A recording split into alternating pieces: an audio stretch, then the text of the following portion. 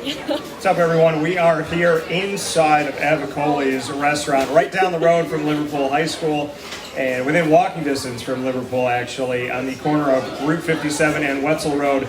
Open for you Tuesday through Sunday for lunch, dinner, and drinks, so make sure you make your way over here. We're on the pizza side, and we are featuring for the first time ever the Liverpool Warriors girls swimming and diving team. I know there's a lot of people getting food, getting ready. Can we give a round of applause for Liverpool girls swimming and diving, please? Everybody's eating. You guys are missing out right now. You'll eat after. So we have Morgan, Kenna, and Rachel, Jessie here with me. And so, Rachel, I'm going to start with you. Okay. So we talked a little bit off the air about it, but what got you into swimming? What made you kind of fall in love with it? Actually, when I started, I kind of hated it. I only did it because my parents made me, but then all of the people that I met really kind of made me love the sport, and honestly, the sport's kind of like turned me into like who I am today, I guess. So I guess really why I swim is because of the people, I guess, is what I would say. So you said you did it in the beginning because your parents made you. Yes. Are you happy that they made you? Yes. Okay, fair enough. Some of your closest friends, have they come from the team? Oh, definitely, yes. Who would you say are some of them? Sydney Hayes and Carrie Hunter, probably. Okay, and why? Just because like we talk all the time, and just like the relationships that I have with them are just pretty strong. Rachel, for you, and for all of us, this has been a very, very interesting last year and a half. Yes. How have you navigated, well, how old are you? I'm 16. So 16 years old. So this last year and a half, I mean, this is a big part of your growing up. It's a big part of your childhood. So how have you navigated through this when, I mean, at any age, a pandemic has obviously shaken this world. How have you navigated as a 16-year-old? Obviously it's been very difficult. Pretty sure that the only way that I really got through it is through like my friends and my family. Like they supported me and stuff. Like my parents, they would help me with anything that I needed, and the relationships that you make like on the team and stuff, they exist outside of the team. So that definitely helped me get through the pandemic and such. Morgan, welcome to the show. Hi. How are you? Good, how are you? Good. So what made you start with this sport? I honestly started it to stay in shape, but then it's just carried out throughout the years, and all the memories I made with friends, I just wanted to keep that. And we talked about lacrosse. Yeah. And so that's obviously been a love and a passion of yours, and you said you did this to stay in shape. You got, a part of this girls swimming and diving team. Have you started to grow more of an appreciation for it over time, though? Yeah, definitely. What do you like the most about it? The relationships you make with people and the memories you make with the team. I'm going to ask you to stay with the microphone for a second and tell me something good about Rachel Jessie. You can always count on Rachel. Okay. Always. All right. For what? Literally anything. Okay. And what makes you say that? Why can you count on Rachel? She always has an answer to everything. She's always prepared. You never forget anything. I forget some stuff. So you said, pardon me, she always has an answer for everything. Okay. In a funny way, or? She always knows what to say in like the right way. What does that mean? I honestly don't. You don't know? She knows what to say in the right way. So I guess, Rachel, I'll go back to you on this. Can you make anything sound believable? I think it like depends on the situation, Okay. but probably. Okay. Why would Morgan say you could say anything the right way, like when you need to? What does that mean to you? Probably because sometimes we're in like difficult situations and the things you have to say aren't exactly like the best things. So I guess maybe I can like make it nicer in a sense. What type of situation? Maybe say you're in a situation where someone made a varsity cut and the other girl on the team is like really upset. Okay. Like you can make them feel better. So you know how to handle difficult situations. Yeah. Okay, fair enough. Morgan, I'm going to go back to you with that.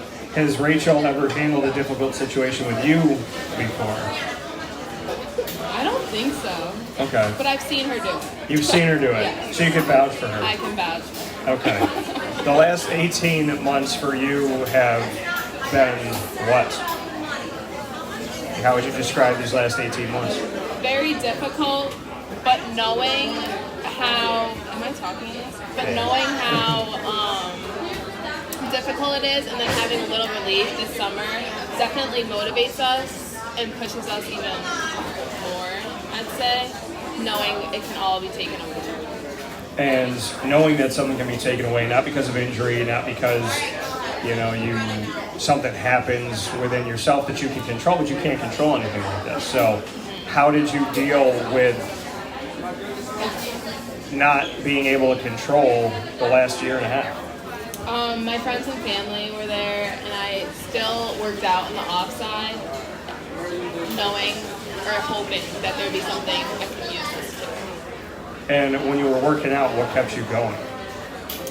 I honestly don't know. Thinking of it just motivated me to, like, work harder. I don't really know. Like, So just kind of second nature, you just worked out because that's what you know to do. yeah. Okay. Rachel, to go back to you here, what would you say you learned the most about yourself during the pandemic? Honestly, I think that I learned that it's important to, I think that I learned that it's okay to make mistakes. It was definitely difficult, and obviously I made lots of, mistakes and such. And I guess just the pandemic kind of taught me that it's okay to, make them just because it's such, a crazy, thing to live through that obviously, you just have to adapt. So you said it's okay to make mistakes. Yeah. Were you too hard on yourself before all this happened? Oh, yes. Are you better now? A little bit, yeah. A little bit better? Okay. So how do you deal with when you make a mistake now? I just I take a second, I calm myself down, and then I just see how I can fix it. So calming yourself down and walking through it. I talked on the show actually today in a segment called The Ingredients to Success, which is brought to you by Avocoli's. The topic was training your inner voice. So you talk about being nicer to yourself, accepting the fact you make mistakes. How have you trained your inner voice? Do you think your inner voice says nice things to you? I think sometimes it says nice things to me, other times it's not so nice. Well, it's not me, but it's just very hard on myself, I guess.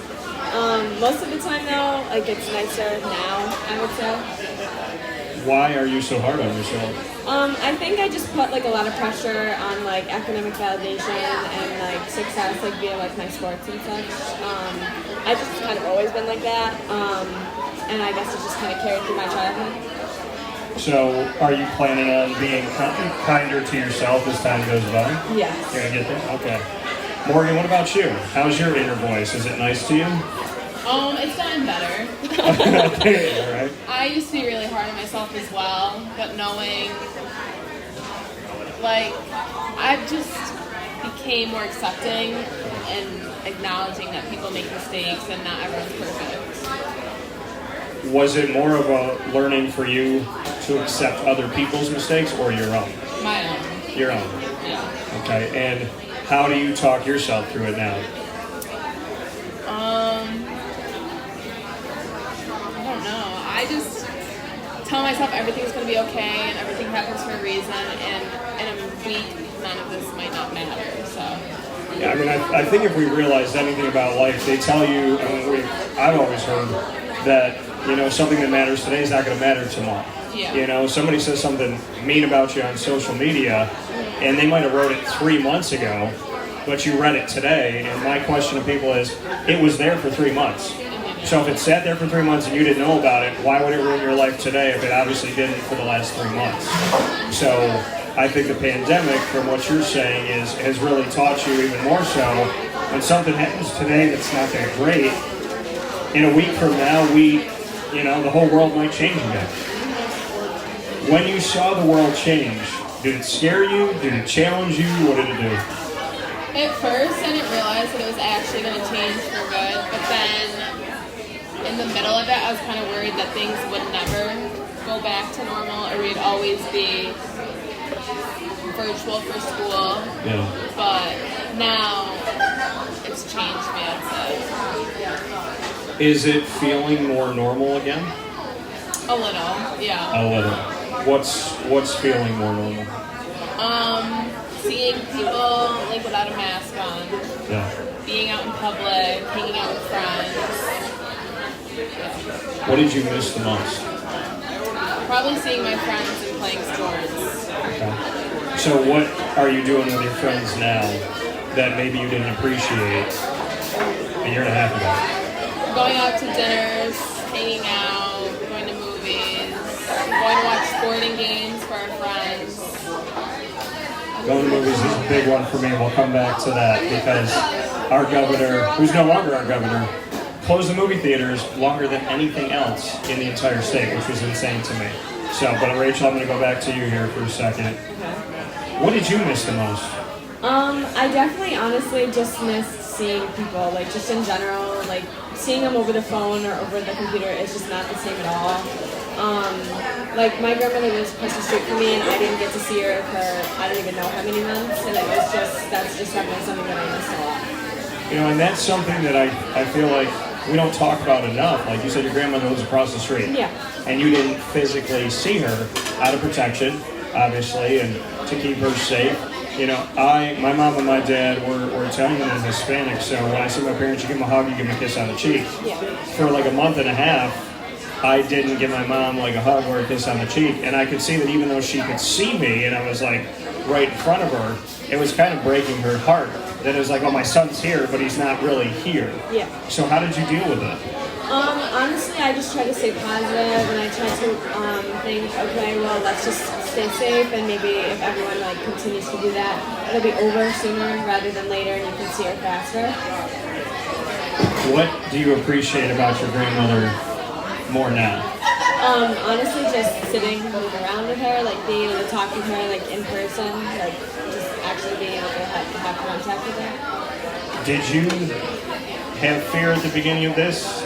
Did you feel challenged by it? How were you when it first happened? I didn't really know like the extent of it when it first occurred, like, and then like it got really bad. And both my parents like work at the hospital, so they came home and was like, yeah, it's like really bad. So that kind of exposed me to it a little bit earlier than most other people did, I think. And I kind of realized like, okay, this is really bad. Which definitely did scare me a little bit, but once like restrictions and stuff were put back into place, like it definitely made me feel a little bit better. Your parents both work in the hospital, you said. Can we shout them out? What are their names? Carrie and Scott Jessie. Carrie and Scott? Yes. So to Carrie and Scott, thank you, and thank you to everybody that's out there helping people, because really though, I mean, for your parents, for Carrie and Scott, really everybody that's done it, I don't think we can ever thank them enough, because in a 24-hour day, they probably worked 26 hours, barely slept. They put their health on the line every single day. They put the health of their families on the line every single day. I mean, what can you say to the fact that, you know, nurses and doctors and first responders and all these people, they've always been doing their job, and rarely do people say thank you unless like something bad happens. So do you find yourself just being like, wow, you know, my parents to me just means so much more now? Do you feel that? Yeah, I do. Definitely. It gives me like a newfound sense of appreciation, I guess, just because like I can see like how like hard they work. Have they ever been shouted out before? I don't know, maybe. Carrie and Scott. What are the best things about Carrie and Scott? Well, Carrie's very fun and Scott's funny. So. Carrie's very fun and Scott's funny. Yes. All right, fair enough. I'm gonna go back to you, Morgan. Can we shout out your parents? Rob and Kelly Kenna. Rob and Kelly. What's great about Rob and Kelly that you appreciate more now? They're always there for me, and no matter what happens, I know they will always help me. All right, so Rob and Kelly. I think I have to say it 3 more times so that it's equal. Rob and Kelly, Rob and Kelly, Rob and Kelly. So they're always there for you, you said. Have you been easy to deal with or hard to deal with the last year and a half? I think easy. Easy? Okay. Are there any siblings? How many? One. There's one. And their name? Gavin. Gavin? So how's Gavin? He's okay. Gavin's okay? Yeah. Who's better to the parents? You are? Okay, all right. Would you agree, Rachel? I don't know. You don't know? Okay, Rachel's going to stay out of it. Listen, we've heard that you can talk through anything, so you're supposed to be able to talk through that. So to get back to swimming for a second here, Dave Sargalski, new coach here for swimming. What do you like about him?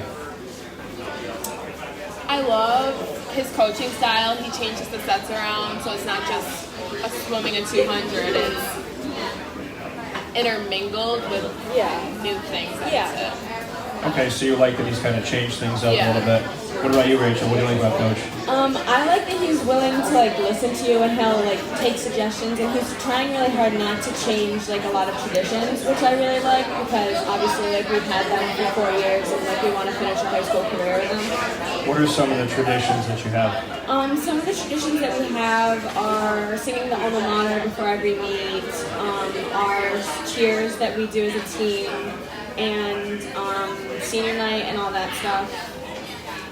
As well as a couple like fundraising things and like the biathlon that we do normally. Morgan, what is your favorite tradition?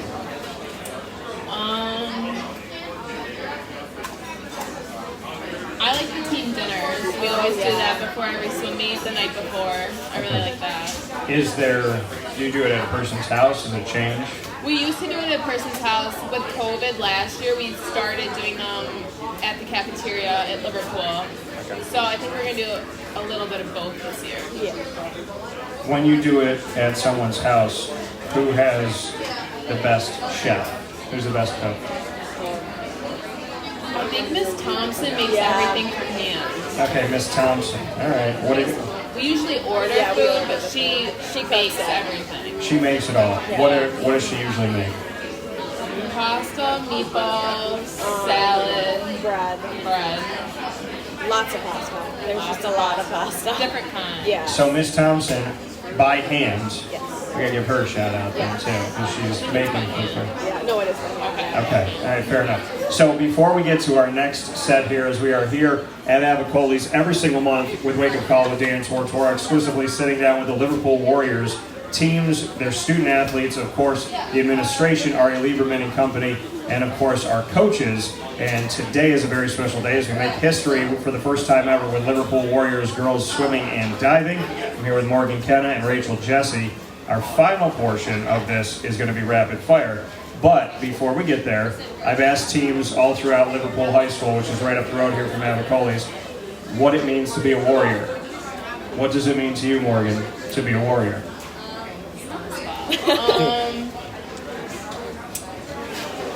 To be determined, hardworking, willing. Willing to do whatever it takes to succeed. Willing to do whatever it takes to succeed. I like the fact that Rachel talked you through that. It's true. We saw it happen in real time. So Rachel, what does it mean for you to be a warrior? I think that it just means that you have to be really hardworking. You have to be dedicated to whatever you're working at. I also think that it's important that you understand like the importance of like the relationships that you make while being involved in anything. Fair enough. So with that being said, it is rapid fire time. For those of you that don't Wake Up Call with Dan Tortora on Facebook.com/LiveNowDT and being shared on Facebook.com/WakeUpCallDT and on YouTube.com/WakeUpCallDT. It's time to go on the hot seat. These questions can be about literally anything, sports, life, anything in the world, whatever comes to your mind. I get to ask you both two. You get to ask me two back. So fair is fair. I'm going to start with you, Rachel, since you have the microphone. Okay. My first rapid fire to you is, if you could trade lives with any one of your teammates, whose life would you take for 24 hours and why? I don't know. Let's see. I love how it got super silent. This is a hard question. I think probably my sister, just because I feel like it'd be interesting to see like how she experiences things like in my house, like in her point of view, I guess. Okay. So if you trade with anybody, you would trade with your own family member? Yes. All right, fair enough. What's your first one for me? What's your first question for me? What's your favorite sports team to talk about? Yeah, interview. Oh. I mean, I like talking, and this is not a political answer, I like learning your stories, so I can't pick a team Okay. because I really love hearing what everybody has to say. But my favorite sport to play that I still to this day will go out and play for hours and just kind of lock in and shut my brain off is basketball. And I played basketball since I was 7 competitively, and I picked up a basketball when I was 3, so something of that sort. And I used to do the potty shot, and then they taught me how to do it overhand, but I was really good at the potty shot. So, all right, Morgan, my first one for you. You can live anywhere in the world. Where do you live? And you can invite one of your teammates, only one, to be your neighbor. Where do you go and who's your neighbor? And no, you can't pick Rachel's sibling.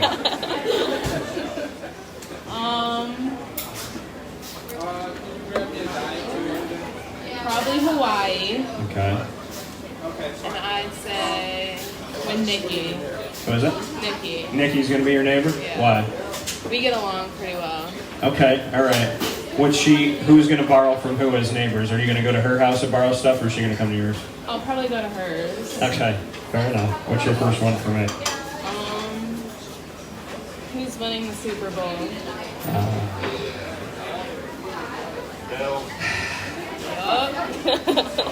Here's the thing. I'm a Jaguars fan, Okay. and I think we're hopefully going to go 8-9 this year because there's 17 games. But this is the most excited I've been about the Buffalo Bills ever. Like, arguably ever. I love Josh Allen, and as not being a Bills fan, this is like the year where I want to go to games and see it. Like, I've covered the team, I've been there, I've been on site, I've been to their camp.